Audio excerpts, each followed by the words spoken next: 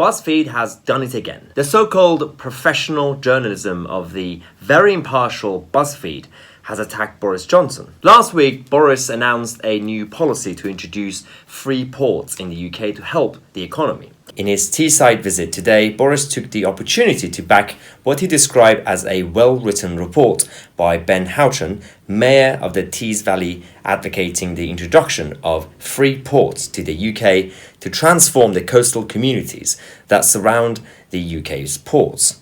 Free ports are areas where tariffs do not apply, allowing companies to import, store, and re-export goods without dealing with tax or government bureaucracy. Now, BuzzFeed decided to do investigative journalism to see what's been happening there. Yeah, I know. So, this is what they apparently uncovered.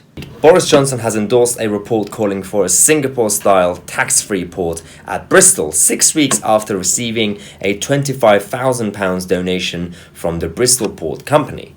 The Tory leadership frontrunner today announced he was firing the starting gun on free ports for Britain, endorsing a report which called for special free trade zones across the UK where taxes and tariffs on imported goods do not apply. Johnson accepted a £25,000 payment from First Corporate Shipping, which trades as the Bristol Port Company, on the 22nd of May.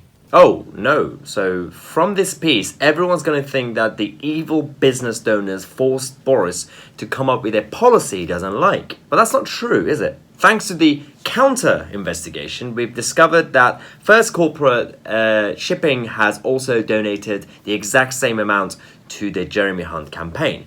But for some reason, Hunt didn't introduce the same policy.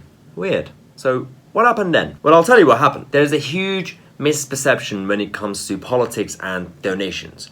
And we're not talking about actual crooked politicians like Hillary Clinton and corrupt secret deals. We're simply talking about general and standard political donations. Generally speaking, donors give money to the candidates and parties that already support the same policies. So it's unlikely that banks give a lot of money to the Labour Party, because if Labour win, they destroy the banking system.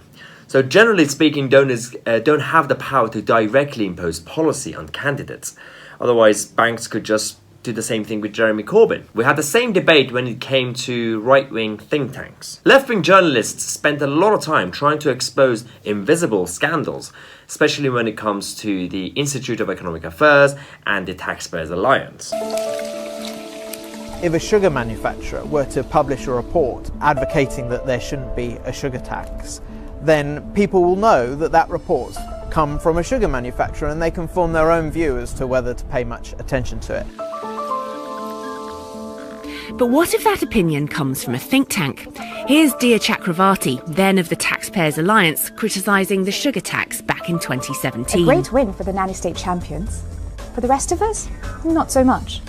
If instead a think tank publishes a report but doesn't declare who funds them, how are we as members of the public meant to have confidence in the objectivity and the independence of that work? Well, all that work, and they didn't actually expose anything. It's because think tanks like the IEA have been pro-free market from day one. What these lefties suggest is that the IEA come up with an anti-sugar tax policy because they got donations from sugar companies. No, you idiots. Sugar companies give money to the IEA to show support for the existing policies. If one day the IEA start to propose socialist policies, then you have to become suspicious, because that's not their normal agenda. Now, on the other hand, the relationship between the Labour Party and trade unions is questionable, because trade unions not only fund the Labour Party, they also directly get involved with policy making. They have direct meetings with the leadership of the Labour Party and force local candidates to take strong hard left positions. In contrast to the Tory donors or Brexit Party donors, who at best what they'll get is attending an event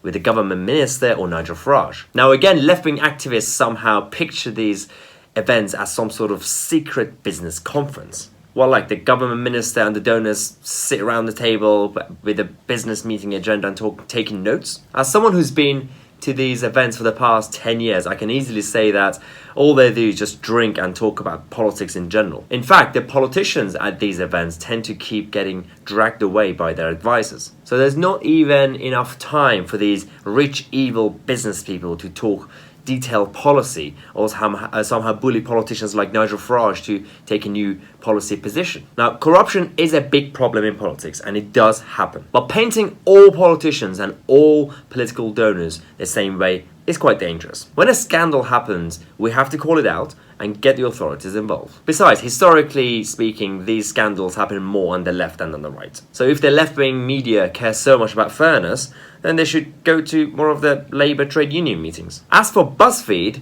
well, it's not even a real media outlet, so who cares? Thanks again as usual for watching. If you want to give video suggestions or if you want to directly interact with me, you can join our exclusive members club. It's called the Cabinet Club. The link is in the description. Check it out.